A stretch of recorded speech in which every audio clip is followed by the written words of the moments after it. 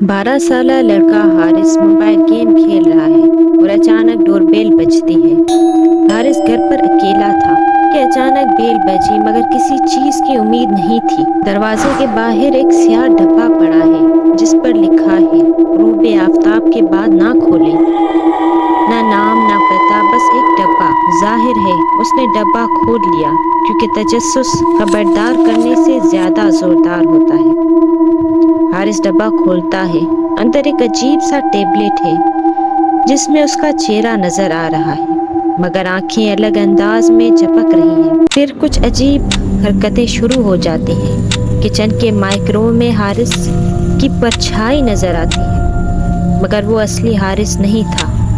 उसे जल्द ही अंदाजा हुआ कि कुछ अंदर आ चुका है और वो बिल्कुल उस जैसा लगता है। टेबलेट में हारिस का कमरा दिखता है, हालांकि वो उसे हाथ में पकड़े हुए है।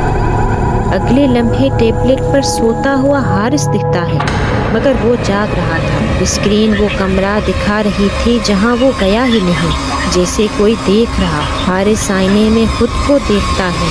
उसके पीछे दूसरा हारिस खड़ा होता है, एक खौफनाक मुस्कुराहट के साथ। वो पलटता है तो वहाँ कोई नहीं होता। कुछ डिलीवरीज चीज़ें लाकर नहीं देती, बल्कि वो चीज़ें लेकर जाती हैं, जैसे आपकी शनाख्त, आपकी जगह। ये भी कुछ ऐसी ही डिलीवरी थी। हारिस डब्बा बंद करता है और नीचे कूड़े में फेंकने के लिए भागता है, मगर डब्बा उसके हाथ से गायब हो जाता है। उसने वापस करने की कोशिश की, लेकिन वो पैकेज अपना फैसला खुद करता है, उसके हाथ से खुद ही गायब हो जाता है। अगली सुबह हारिस सोफे पर जागा हुआ मामूल की तरह चल रहा था।